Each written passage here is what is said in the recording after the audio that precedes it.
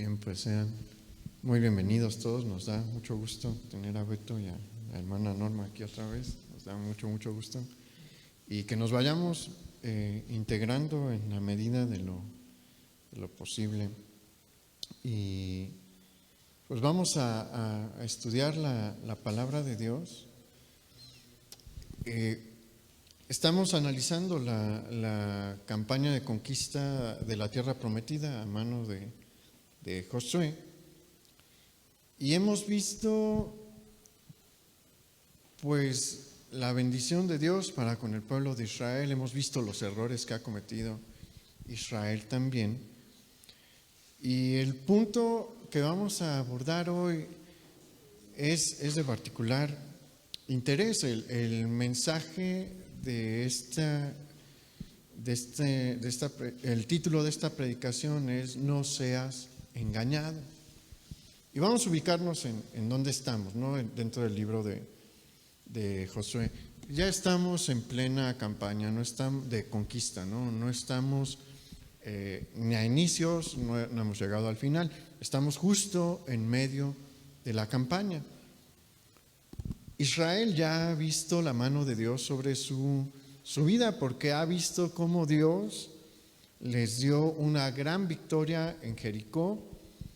Vimos cómo les dio la victoria sobre la ciudad de Ai, y por el territorio de la tierra de Canaán pues ha corrido la voz de lo que está sucediendo y la manera en la que el ejército de Israel está avanzando. Y bueno, las victorias sobre estas dos ciudades han tenido su efecto en el corazón de Israel, porque han visto la mano de Dios a su favor.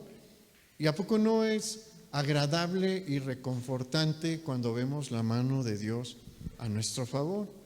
¿A poco no es bien padre cuando nos salen todas las cosas bien?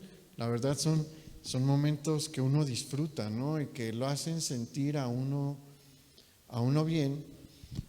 Israel también ha visto que Dios está dispuesto a purificar profundamente a su pueblo, porque se acuerda del pecado de Acán y todo lo que sucedió por el pecado de Acán, por un pecado escondido. Y bueno, los enemigos de Israel van a reaccionar. Jericó es la primer ciudad atacada, ¿no? Entonces su única reacción es la de alguien que es asaltado. Obviamente la mano de Dios los tomó por sorpresa, ¿no? Yo estoy seguro de que ningún habitante de Jericó jamás se imaginó que los muros de su ciudad iban a caer, ¿no? La ciudad de Ai pues tampoco tuvo demasiado tiempo para reaccionar, ¿no? Son las primeras ciudades que les toca experimentar un ataque a través del ejército de Israel, pero que está respaldado por la mano de Dios. Pero estas son ciudades que no tienen oportunidad de reaccionar. Una vez que se ven los resultados con estas dos ciudades, pues los demás reyes de la tierra de Canaán, de las ciudades-estado de la tierra de Canaán, pues iban a reaccionar. Y acompáñenme a ver cuál es la reacción que vamos a encontrar en los habitantes de Canaán. Vamos a Josué, por favor, capítulo 9, versículo 1.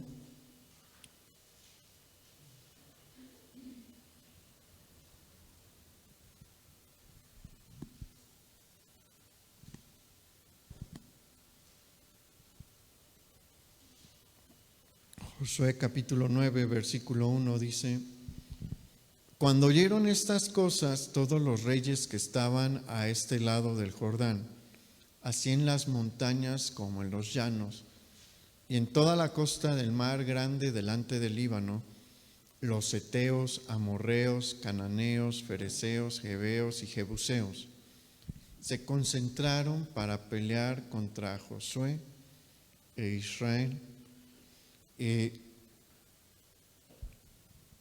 La mayoría de las naciones de Canaán tienen esta postura, ¿no? Ellos van a buscar enfrentarse a Israel de manera frontal, con intenciones y métodos muy claros, ¿no? Lo que ellos van a buscar, y vamos a verlo después, en distintas ocasiones, es aliarse entre ellos, unir sus fuerzas para abrumar al ejército de Israel y pues acabarlos, ¿no? Exterminarlos. Recordemos que el ejército de Israel en sí mismo, o sea, fuerza hombre por hombre, son un ejército muy numeroso, pero no experimentado, ¿no? Pero de todos modos, en este tiempo, y bueno, siempre, los números cuentan, los números en una batalla cuentan, definen los resultados finales, ¿no? Tener una desventaja de 3-1 ya es una desventaja muy, muy grande, difícil de superar. En alguna ocasión llegué a oír de batallas en las que, de la antigüedad, ¿no?, en la que tuvieron desventajas de 5-1, son batallas prácticamente imposibles de ganar, ¿no? Es demasiado la ventaja que se tiene, ¿no? Y bueno, los pueblos de Canaán están pensando, ok, si nos reunimos entre todos, si nos aliamos todos, o los bloques más grandes que podamos unir, pues podemos tener una ventaja numérica que nos permita acabar con los israelitas en campo abierto, no en una batalla frontal en campo abierto. Y la mayoría de los pueblos piensan así, en marchar numerosamente contra los israelitas.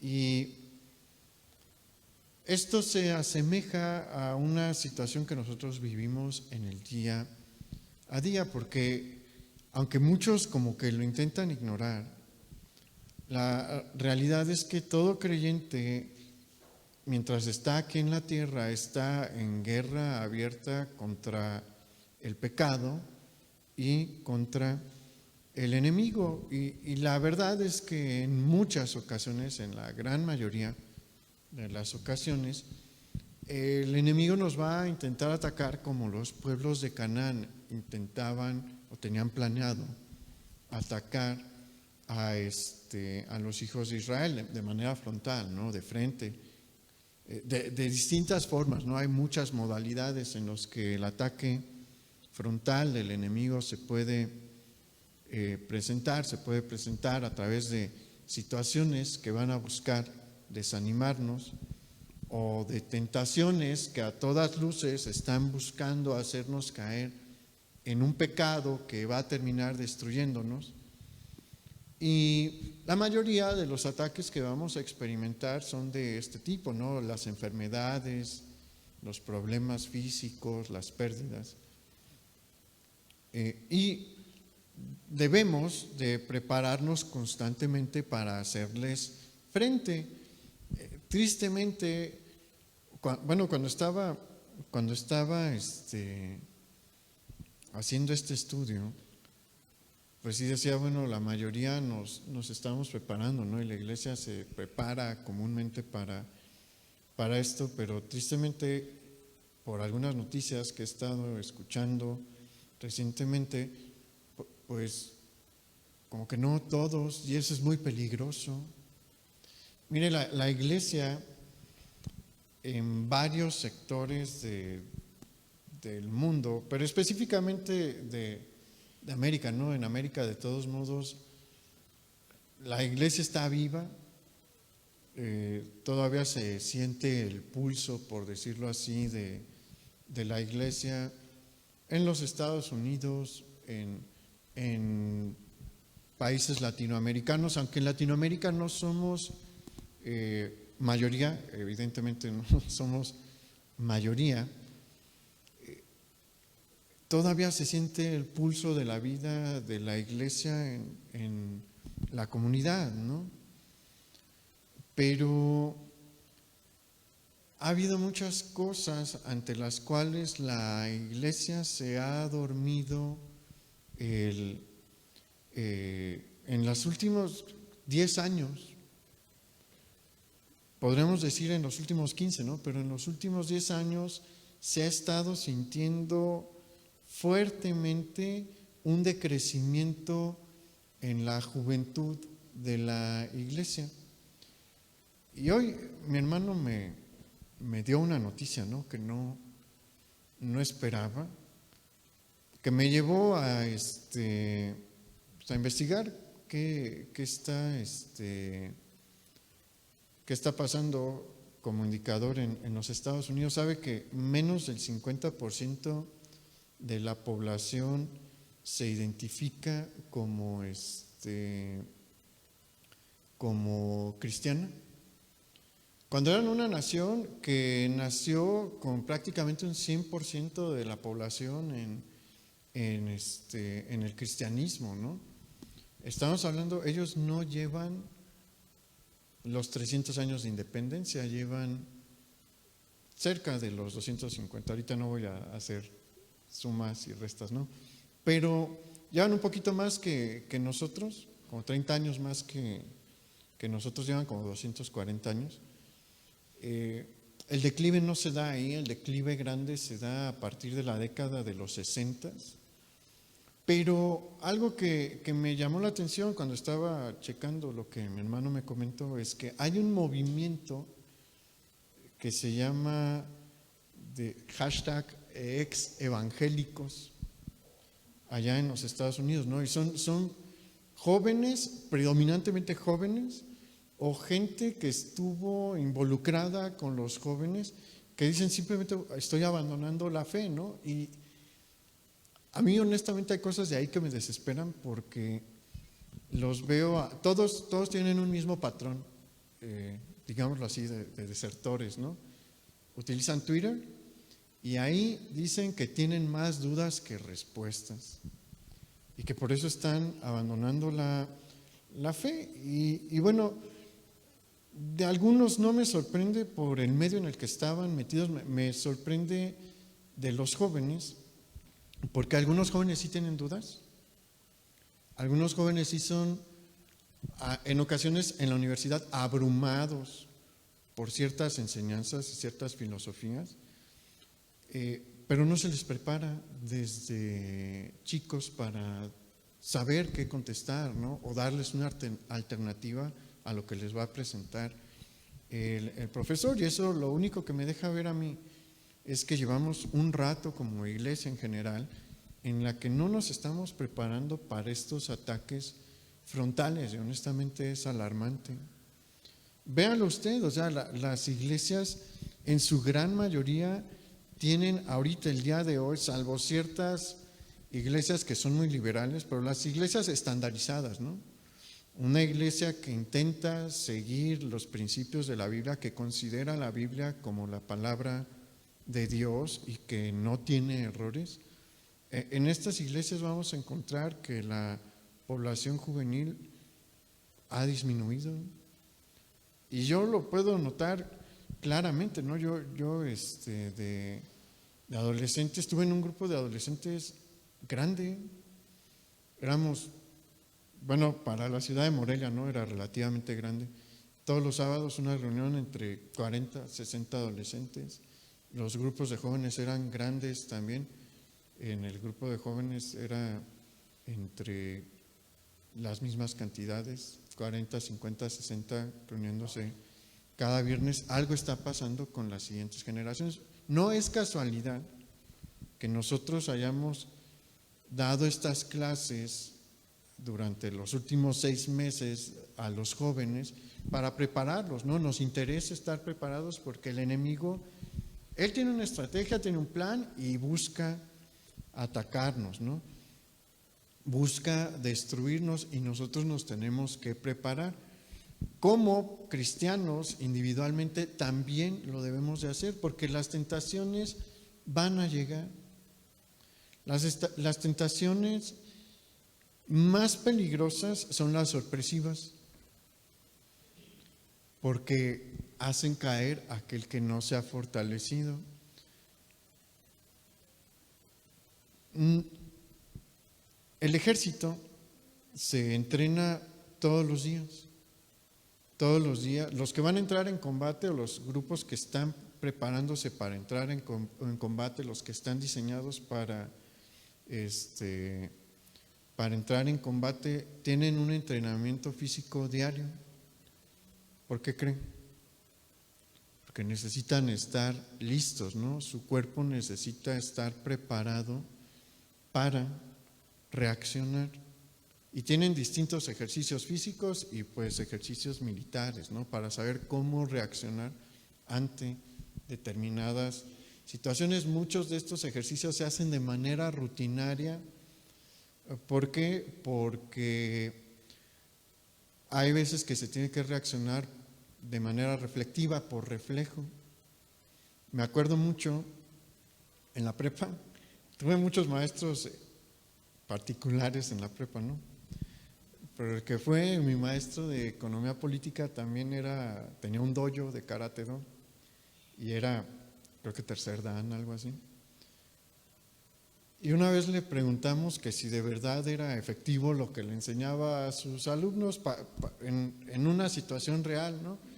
Y nos dice, miren, la cosa más efectiva son los movimientos que les enseñamos a que salgan por reflejo. ¿Por qué? Porque cuando los atacan, pues sale ese movimiento como reflejo, un movimiento defensivo como reflejo. La mayoría de las personas cuando tienen un ataque sorpresa, lo que les pasa es que entran en shock. Una persona que se entrena, lo que saca es este reflejo defensivo, ¿no? Y dice, y eso es lo que te ayuda. Bueno, así deberíamos de estar nosotros de entrenados para hacerle frente a las tentaciones. Porque si no nos preparamos y nos llegan por sorpresa, lo que pasa es que entramos en shock y nos vencen.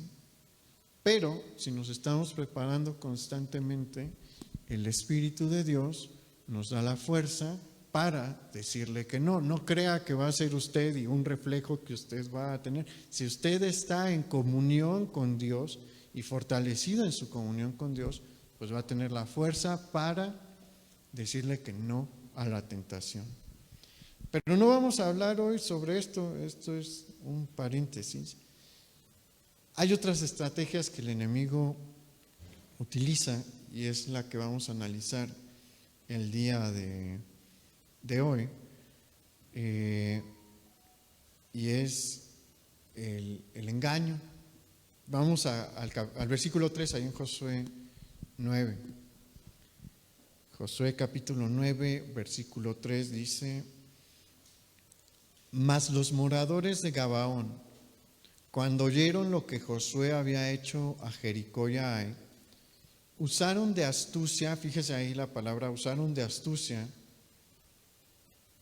pues fueron y se fingieron embajadores y tomaron sacos viejos sobre sus asnos y cueros viejos de vino, rotos y remendados, y zapatos viejos y recocidos en sus pies, con vestidos viejos sobre sí, y todo el pan que traían para el camino era seco y mohoso.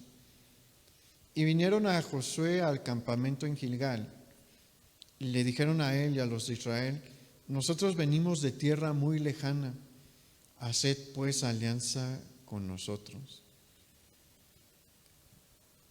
Si uno se pone a pensar, la causa que movió a los gabaonitas a hacer esta treta, pues uno dice, pues es comprensible, no quieren salvar su vida, pero independientemente de eso, de que lo que estaban buscando era salvar su vida, debemos de entender y tener presente que ellos son enemigos de Israel. La instrucción de Dios en cuanto a lo que tenían que hacer con los pueblos que habitaban la tierra de Canaán era increíblemente clara. ¿Se acuerda que hemos estado platicando que, si no me recuerdo en las últimas 2 predicaciones, que Dios es bien claro en lo que dice, ¿no? Y que Dios no es un Dios de zonas grises, que con Él las cosas son blancas o son negras, se está cumpliendo o no se está cumpliendo, se está haciendo el bien o se está haciendo el mal. Dios no deja huecos legales. Y en cuanto a lo que les instruye a hacer, lo que les ordena hacer con los habitantes de la tierra de Canaán, Dios también es muy claro, o sea, no hay hueco legal. Vamos a ver lo que Dios les pidió. Acompáñenme por favor a Deuteronomio capítulo 7, versículo 1.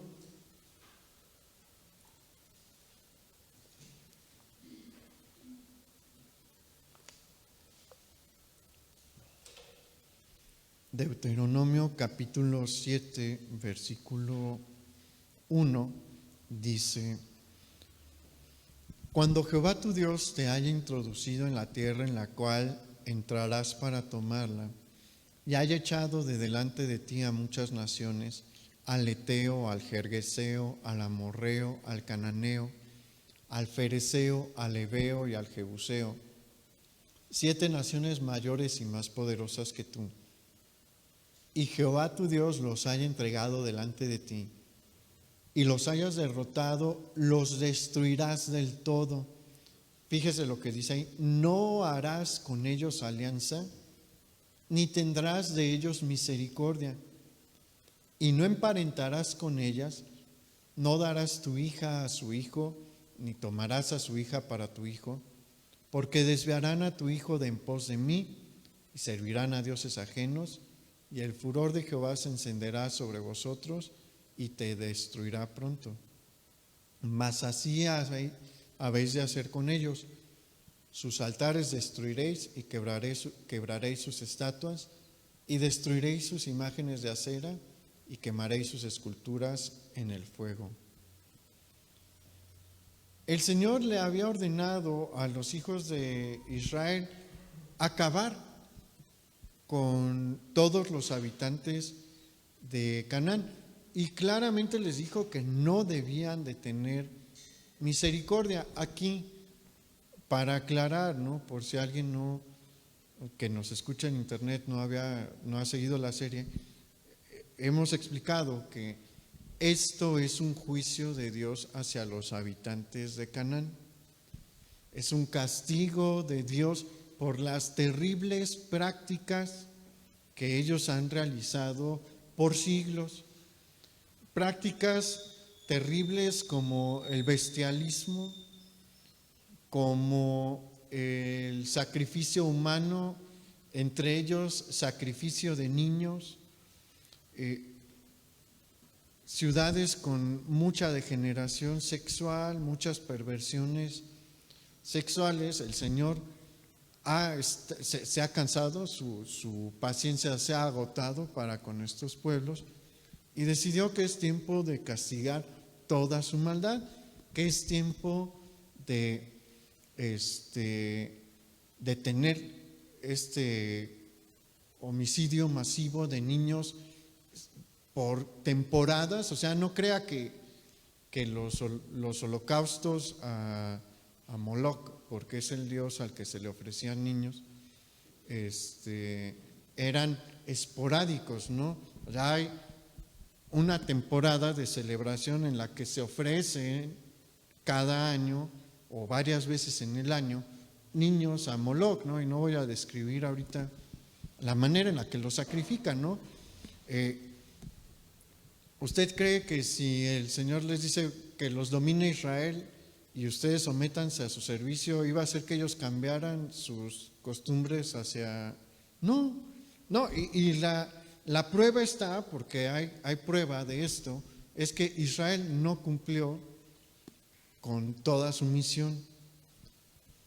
En el libro de los Jueces vamos a encontrar que, Josué no era eterno, ¿no? Josué tenía una vida finita, fuerzas finitas, y pues él no podía realizar toda la campaña, ¿no? Se ocuparon varios años para conquistar una buena parte del territorio, y Josué sabe que pues su tiempo se va a acabar y pasa la estafeta, ¿no? Para que otro líder continúe.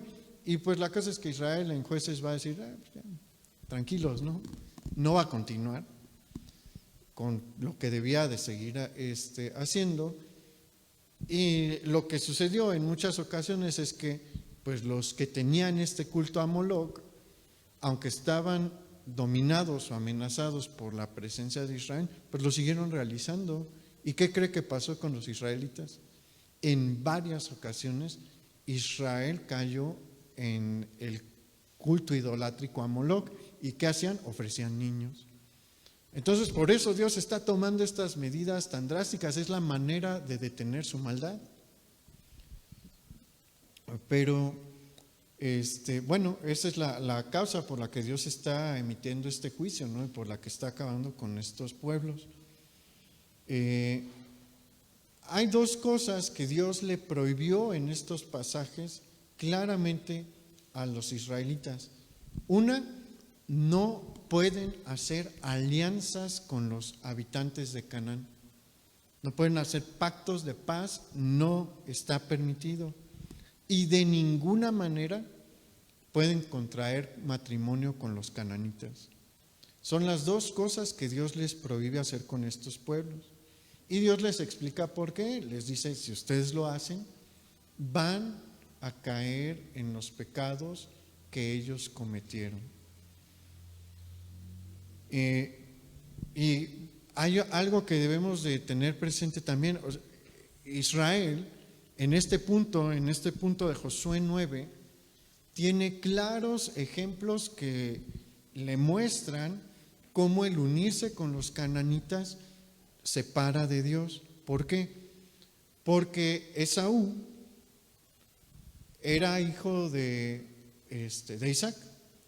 Esaú tomó tomó dos mujeres cananitas por esposas. Y en Génesis nos dice que desde que se casó con ellas fueron amargura para Isaac y para Rebeca. ¿Y qué hicieron con Esaú? Desviaron su corazón. Étnicamente, los edomitas eran primos, hermanos de los judíos, de los israelitas. Los edomitas eran los descendientes de Esaú. Y veamos, los descendientes de Esaú son descendientes de Isaac también. Isaac creía en el Dios verdadero. Eran descendientes también de Abraham, que creía en el Dios verdadero. Pero los edomitas, descendientes de Esaú, eran una nación pagana en estos momentos. Sus primos eran una nación pagana, aunque tenían los mismos orígenes que ellos, los mismos ascendientes que ellos. Entonces Israel, por el ejemplo de Esaú, podía ver que efectivamente mezclarse con los cananitas los iba a llevar a la idolatría, pero no es el único ejemplo que tienen. Ese, digamos, es un ejemplo del pasado, pues en ese punto ya remoto, del pasado lejano para Israel, pero tienen uno del pasado reciente. En Números 25, en el libro de Números, capítulo 25, encontramos cómo varios hombres de Israel fueron seducidos por mujeres moabitas y fueron y adoraron a Baal Peor, un ídolo, ¿no?, de la tierra. Entonces ellos tienen bien presente, por su pasado lejano y su pasado reciente, que la mezcla con naciones paganas lo que hacen es arrastrar al paganismo. Y por eso, pues los gabaonitas, aunque están buscando salvar su vida, son sus enemigos. Ellos son una nación pagana, o sea, lo único que ellos están buscando hacer es salvar su vida. Lo único que ellos están buscando hacer es no vivir el mismo destino que tuvo la ciudad de Ai y la ciudad de Jericó, pero ellos no están buscando despojarse de su cultura, despojarse de su creencia. Ellos lo que quieren es rescatar su vida. Y saben que no lo pueden hacer a través de las armas, porque ya han visto que el Dios de Israel es un Dios poderoso y hace cosas que ellos no pueden explicar, ¿no? Que ellos no pueden igualar. Ninguno de sus dioses salió a defender a los habitantes de estas dos ciudades. Y recordemos que Jericó era uno de los centros idolátricos importantes de la región, ¿no? Era uno de los centros de adoración al dios lunar, que es un dios importante, ¿no?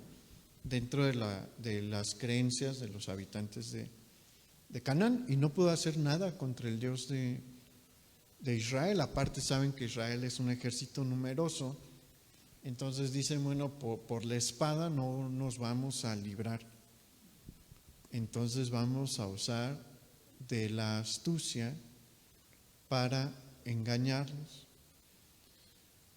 Y esto lo podemos transportar también a nuestra vida cotidiana, porque mencionamos que la mayoría de los ataques que vamos a recibir por parte del enemigo van a ser de frente, pero al igual que en la tierra de Canaán no es la única estrategia del enemigo, él también puede buscar el engaño, formas sutiles de meterse a nuestras vidas y generar daño poco a poco. Esta estrategia es increíblemente peligrosa y también increíblemente efectiva. A mí me sorprende honestamente ver la cantidad de jovencitas, no digo de la iglesia, pero en general, ¿no?, metidas en los movimientos radicales del feminismo y quemando coches y pintarrajeando edificios, vandalizando. ¿Por dónde cree que las jalaron? ¿Por dónde cree? Por las redes sociales. Homicidios de mujeres ha habido siempre. Desde que yo me acuerdo, la Nota Roja tiene seguido, ¿no? La de La Voz, el primer periódico que me acuerdo haber leído es La Voz, y en la parte de atrás no estaban todos los homicidios, y seguido había de mujeres. No teníamos este tipo de manifestaciones hace 10 años, hace 15 años, no había este tipo de manifestaciones, ni había mujeres tan radicales. Yo estudié en la Facultad de Derecho, y en la Facultad de Derecho pues siempre ha habido mujeres que están ahí para luchar por los derechos de la mujer. Hay varias cosas que son increíblemente válidas, totalmente válidas, pero la mayoría no se involucraba en este tipo de movimientos. De mis compañeras y yo estuve en un grupo muy grande, éramos 89 en mi salón, más del 50% eran mujeres, nunca tuve una compañera así de radical como las que hay ahorita, ¿no? Y ellas estudiaban las leyes, ¿no? Todas las leyes que protegen a la mujer. Porque sí llegué a conocer algunas, pero en las casas del estudiante, porque tenía amigos de casas del estudiante, ¿no? Y a veces me decían, vente a desayunar, y pues vamos. Y ahí sí me llegué a topar. Pero ¿por qué no, no jalaban a tantas jovencitas en ese tiempo, ni siquiera en los lugares pues donde se podría tener posturas radicales, ¿no? Porque aparte mi universidad tiene pues unas raíces marxistas bien fuertes, pero ni siquiera en ese ambiente, ¿no? Había este impulso. ¿Por qué? Porque la transmisión de esta ideología era directa, persona a persona. Y pues se requería de tiempo para que le explicaran. Pero a través de las redes sociales se han encargado de dosificar cierta información y difundir sus ideas, y en 5 minutos logran radicalizar a una jovencita. No ocupan mucho tiempo, o sea, los cambios que hay en ellas son muy rápidos. En cuestión de semanas ya encontramos a jovencitas muy radicales. ¿Y por qué sucede esto? Bueno, porque sutilmente se mete el enemigo, no se está al pendiente, los papás no están al pendiente, y pues la jalan, se la llevan. Las redes sociales son muy peligrosas para los padres de familia, son peores que la televisión. Yo me acuerdo que siempre decían que la televisión educaba a los niños, ¿no? Y que estuvieras al pendiente de lo que veían tus niños en la televisión. Pero las redes sociales son peores. ¿Por qué? Porque la televisión tiene una programación establecida, ¿no? Y es fácil identificar lo que sale ahí, los tipos de programa que hay. Bueno, en mi caso, ¿no?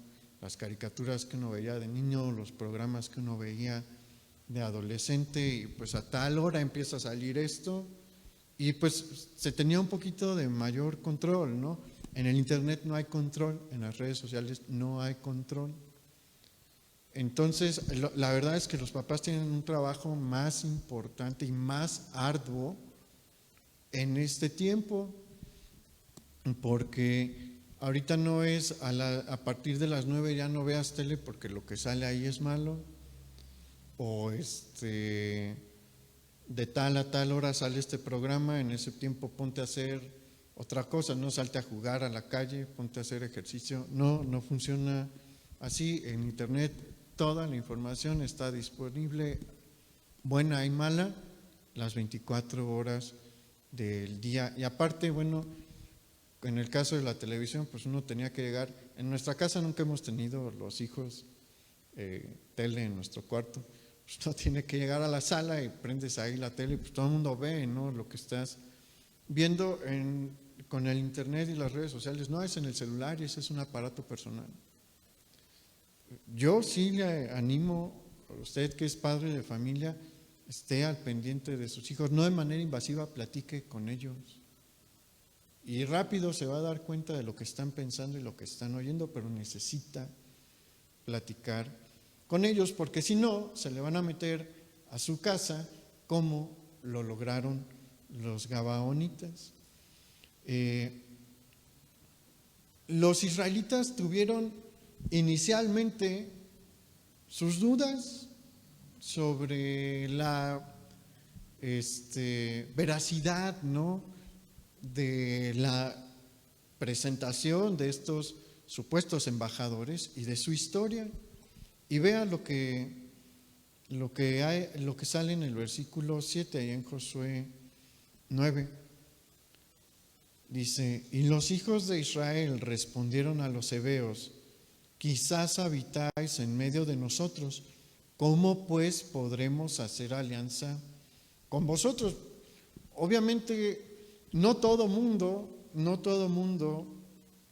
es totalmente ingenuo. No sea ingenuo, hermano, la verdad. Eso es algo que debemos de evitar a toda costa ser. Hay gente que se cree todas las historias y todo lo que le dicen lo considera como si fuese cierto. Creo que en México tenemos un poquito menos esa problemática, porque aquí pues sabemos que debemos de estar vivos, ¿no? Y que no todo el mundo nos habla con la verdad. Pero a pesar de eso hay mucha gente que todas se las cree, todas se las come. No sea así. Y bueno, en Israel hubo algunos que dijeron, pues como que no estoy seguro de lo que me estás diciendo. Hay algo que no me hace sentir cómodo, ¿no? Y por eso le preguntan,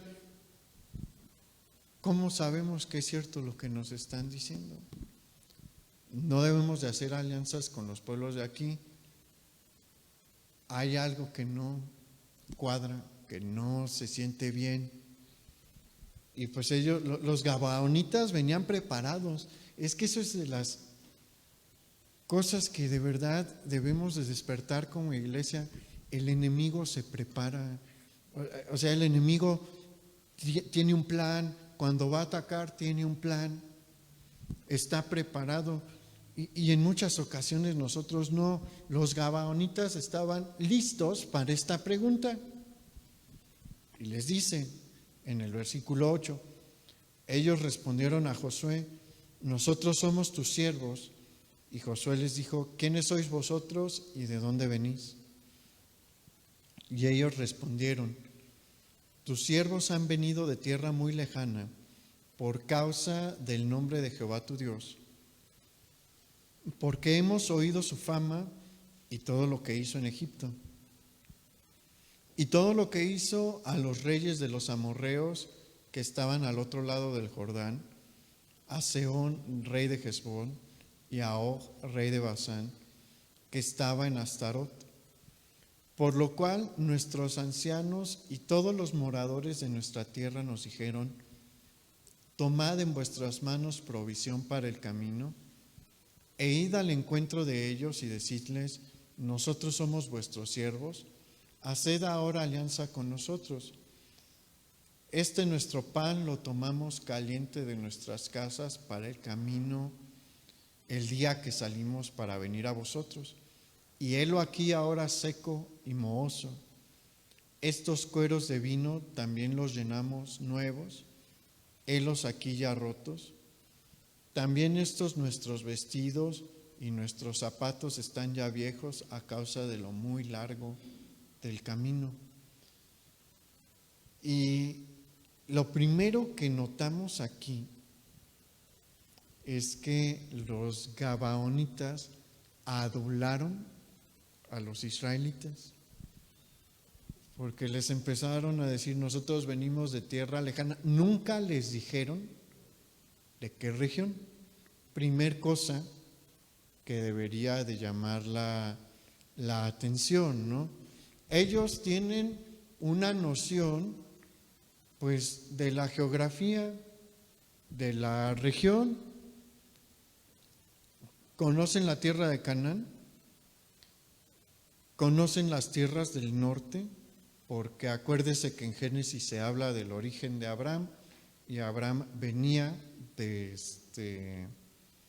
Ur de los Caldeos. Eso sí estaba muy lejos, pero después estuvo en Harán, y esa era una ciudad al norte, ¿no? En la zona norte, y muy al norte, ¿no? En el litoral del Éufrates. Pero pues tenían una noción, ¿no? De más o menos de cómo estaba organizada la geografía. Y vemos aquí que no les dicen de dónde. ¿Por qué? Porque obviamente no se quieren identificar. Hay otro detalle por ahí que debería de llamar la atención y es el pan. Si obviamente eran una comisión que llevaba, si es una comisión de embajada, lleva dinero, ¿no?, para el viaje. ¿Por qué traen pan mohoso? Si es un viaje de 3, 4 meses, pues de ninguna manera va a llegar el pan desde donde salieron hasta donde está, ¿no? Tienen que irse abasteciendo de pan de acuerdo a su necesidad, ¿no? Son dos cosas que deberían de haber llamado la atención. Todo lo demás puede parecer genuino, porque pues sí podían tomar ropas desgastadas, zapatos desgastados, sacos para las mulas, bueno, para desgastados, y los de estos donde ponían los recipientes para poner el vino desgastados también, pero había dos cosas que no cuadraban, ¿no? El pan, y que no les dicen de qué región vienen, nada más vagamente les dicen venimos de tierras lejanas. Pero es que lo que sucede es que empiezan adulándolos, empiezan a decirles venimos desde tierras lejanas para hacer alianza con ustedes porque hemos visto, bueno, hemos oído las historias de lo que su Dios hizo por ustedes. Y emprendimos un largo viaje para verles, ¿no? Y ahí les enseñan, miren nuestros vestidos, y miren nuestros odres, y miren nuestros sacos, y miren nuestros zapatos. Y pues parecía cierto, parecía verdad. A cualquiera se le pueden pasar algunos detalles, no se nos deberían de pasar, ¿no? Pero presentaron cierta evidencia, ¿no?, palpable. ¿Y sabe cuál fue el gran error? Está en el versículo 14. Dice, y los hombres de Israel tomaron las provisiones de ellos y no consultaron a Jehová. El enemigo planteó un plan convincente, bien elaborado, bien diseñado para hacer caer a cualquiera, porque a través de la adulación y así despertar el orgullo de los líderes de Israel, pues se abrió la puerta para creerse toda la historia, ¿no? Y llevaban cosas que podían tocar y ver, que pues le daban credibilidad a lo que estaban ellos afirmando, que hacían sentir que su historia era real. Pero los hijos de Dios tenemos una enorme ventaja, y es que tenemos a nuestro Dios que todo lo ve y todo lo sabe. Y Él nos puede evitar caer en muchos errores y en muchos engaños, porque Él lo conoce todo, Él lo sabe todo. Y si usted tiene una comunión con Dios, Dios le va a guiar. Hay veces que Dios habla de muchas formas, ¿no? Y muchas maneras, pero me acuerdo mucho de un ejemplo de la vida de mi papá. Él por muchos años trabajó en la construcción y cuenta que tenía 2 camiones de transporte de material y pues le iba bien, ¿no?, con esos camiones. Yo estaba muy chiquito, solo he oído, viví la historia, pero yo estaba chico, entonces yo no lo oí. Cuando pasaron todas esas cosas, solo las viví. Cerca de que llegara la crisis del 94, dice que el Señor le pues le hizo sentir que vendiera esos camiones para pagar algunas deudas que él tenía con el banco. Y pues varios le dijeron que no valía la pena, que le estaba yendo bastante bien, que había proyectos adelante, pero pues él menciona que Dios le hizo sentir eso y los vendió, liquidó sus deudas en el banco. Poquito tiempo después vino la crisis del 94, el disparo de las tasas de interés, y pues Dios nos libró de perder el bien patrimonial que mi papá tenía, ¿no? Dios nos habla de muchas maneras, y no fue una voz audible hasta donde yo sé, pero Dios nos hace sentir cosas que debemos de hacer, ¿no? Cuando estamos en peligro, porque Él lo ve todo, Él sabe todo lo que va a pasar y tiene cuidado de sus hijos. ¿Y usted cree que tenía cuidado de Israel en este momento? Hemos visto que sí. Y ellos están en medio de una trampa, ¿no? Una trampa peligrosa. Y no consultan a Dios. Y esto es un insulto a Dios. ¿Por qué? Porque Dios es el rey de Israel. Al sistema de gobierno que tuvo Israel desde el tiempo de Moisés hasta el rey Saúl, o sea, antes del rey Saúl, se le llama una teocracia, un sistema en el que el jefe del gobierno es Dios. Dios es el rey de Israel. Y Josué y el resto de los líderes de Israel tomaron una decisión militar y de gobierno sin consultar a su rey.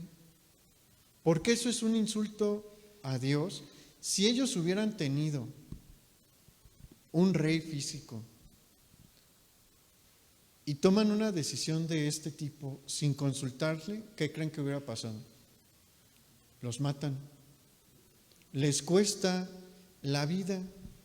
¿Por qué? Porque es la máxima autoridad del rey y nadie puede hacer una alianza, nadie puede hacer un pacto nacional sin la autorización del rey. Se requiere el consentimiento del rey.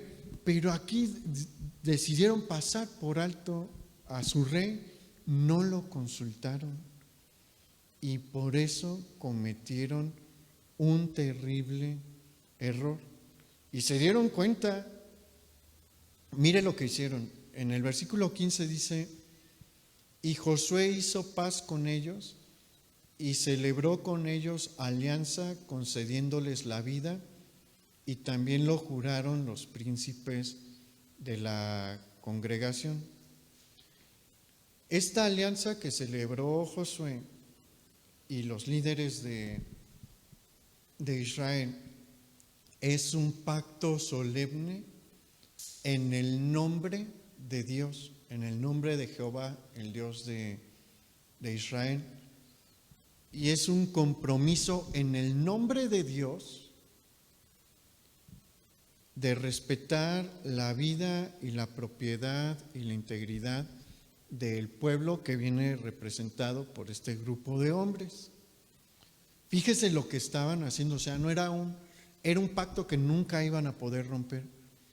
Nunca a lo largo de su historia iban a poder romper este pacto, porque era un juramento en el nombre de Dios. Saúl, muchos siglos después, atacó a los gabaonitas y Dios mandó un castigo, porque fue un pacto hecho en su nombre. Los gabaonitas se salieron con la suya y pronto se dieron a conocer las consecuencias. Ahí en el versículo 16 dice: pasados 3 días después que hicieron alianza con ellos, oyeron que eran sus vecinos y que habitaban en medio de ellos. Y salieron los hijos de Israel, y al tercer día llegaron a las ciudades de ellos, y sus ciudades eran Gabaón, Cafira, Beerot y Kiriat Jearim. Y no los mataron los hijos de Israel, por cuanto los príncipes de la congregación le habían jurado por Jehová, el Dios de Israel. Y toda la congregación murmuraba contra los príncipes, mas todos los príncipes respondieron a toda la congregación: nosotros les hemos jurado por Jehová, el Dios de Israel, por tanto, ahora no les podemos tocar. ¿Y quién terminó perdiendo? Israel, en muchísimos sentidos. Aquí se nos dice que el pueblo en general estaba molesto y tenían razones para estarlo. Razones espirituales, porque recuerde que no todo el pueblo era desobediente. Una muy buena parte amaba a Dios, ¿no? Y sabían cuál era la instrucción y la iban a desobedecer. Entonces hay una situación que a muchos les genera incomodidad, y es que conocen lo que Moisés les dijo de parte de Dios: tienen que destruirlos a todos, no alianzas, y ahora no lo pueden cumplir porque sus líderes hicieron un juramento solemne. Eso es en el área espiritual. La otra es en el área material. La conquista, como mencionamos antes, trae la recompensa del botín. Ciudad que conquistas, la riqueza que hay se reparte entre las personas, pues nada de botín.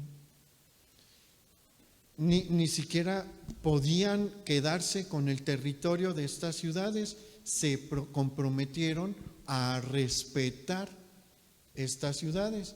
Entonces, ganaron vecinos, se perdieron el botín y perdieron una porción de la tierra. Esa porción de la tierra ya no se iba a distribuir, era ya de los gabaonitas. Entonces es claro el por qué muchos estaban molestos. Había razones espirituales y razones materiales para estar molesto, ¿no? Y el peor problema es que iban a tener que tolerar a 5 naciones, son 5, no me acuerdo,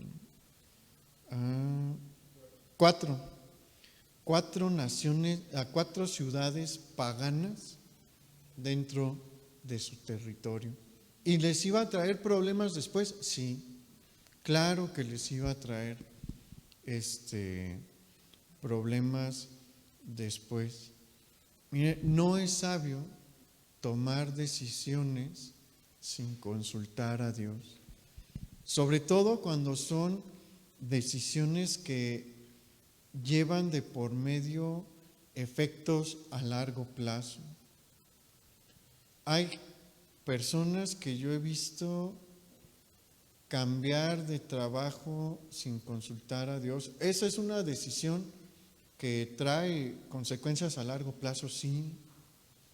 Y uno dice, pues es mi vida y yo decido. Bueno, pues sí, pero va a haber consecuencias. Si uno se mueve a un lugar que Dios no aprueba, ¿nos va a ir bien o mal? Mal.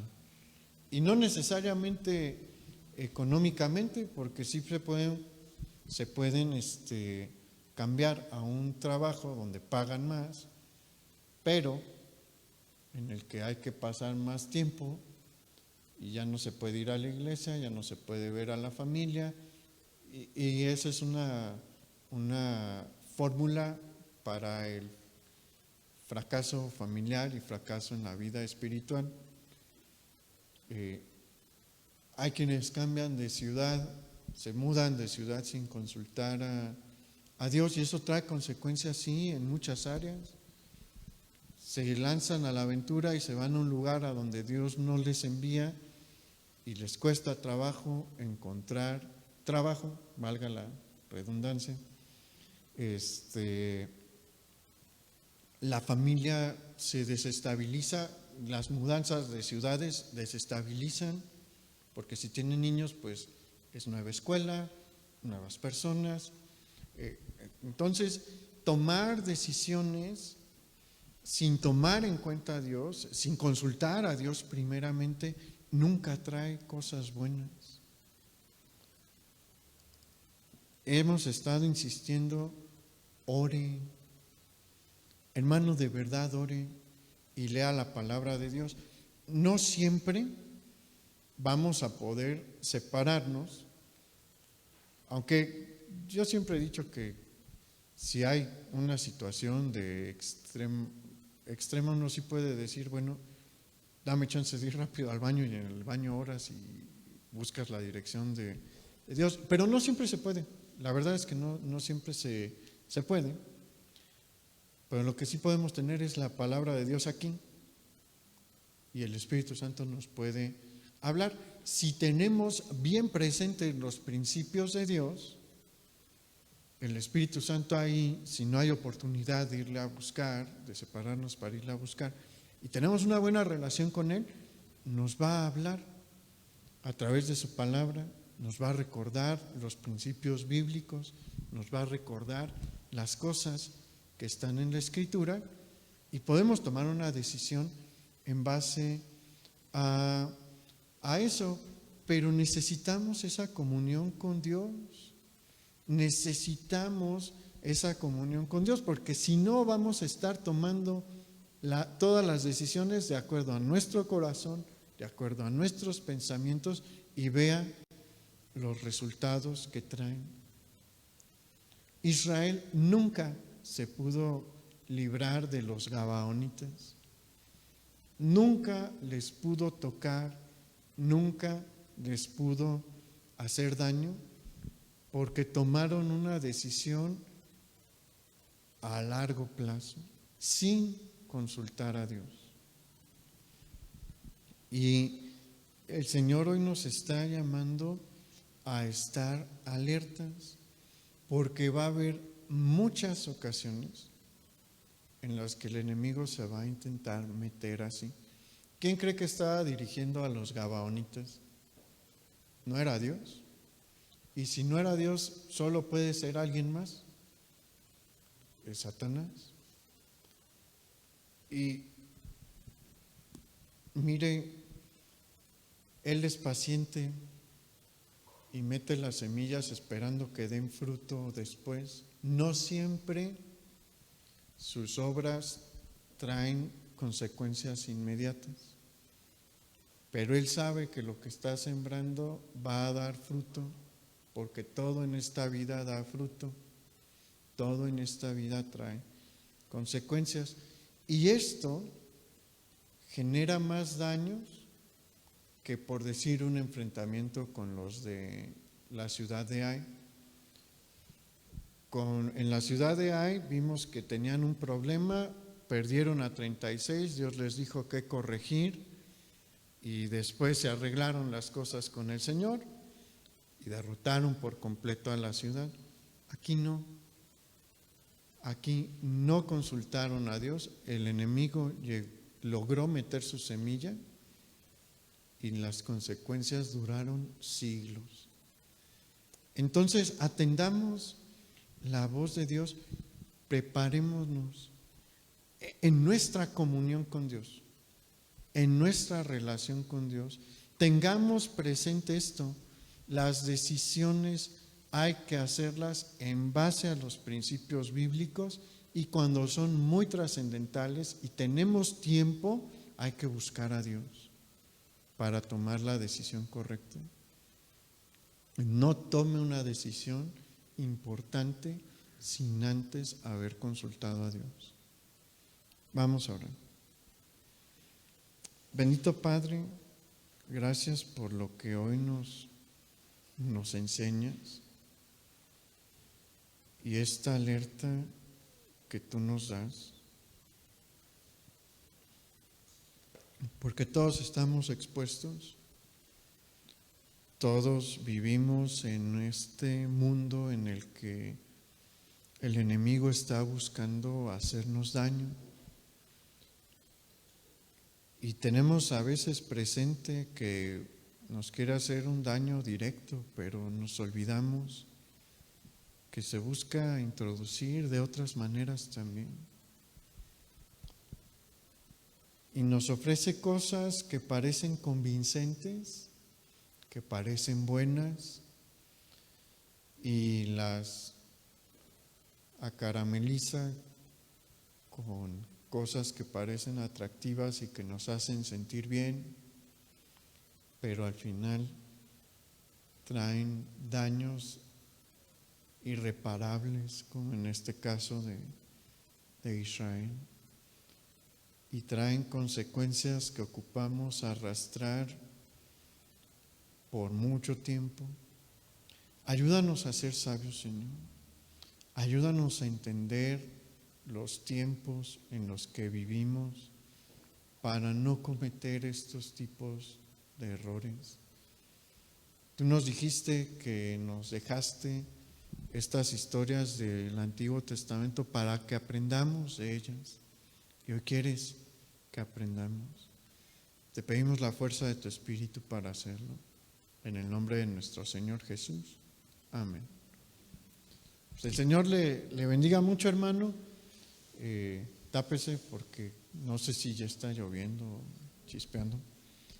Y nos vemos aquí los jóvenes el viernes a las 7 si tiene tiempo y quiere. El viernes a las 11 tenemos oración también. Y el próximo domingo en nuestra reunión general a las 11 de la mañana. Que el Señor les bendiga.